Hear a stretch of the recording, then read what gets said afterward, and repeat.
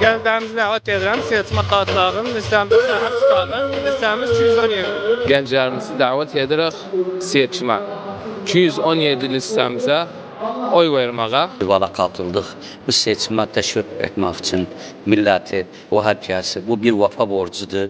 Ve her milletin kimliği gerek bilinsin. Biz de ispat etmek için kimliğimizi, Türkmençiliğimizi ve Kerkük'ü sahip çıkarttık Kerkük'e.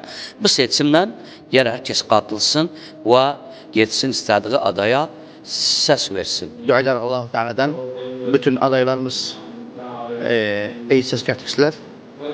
4'ten fazla inşallah 4 kursi kazansak, şembe kazansak milletimize ve Kerkük'ümüze faydası var.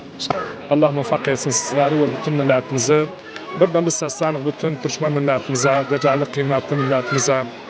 Bu bir fırsatı elimizden kaçırtmayalım. 4 yılda bir vaktinden al. Yarım saat, 1 saat mühim cihetinden vatana, millete, dili ve sahip çık. Çünkü bu hepimizin görevidir. Bir hem şer'i hem kanunidir.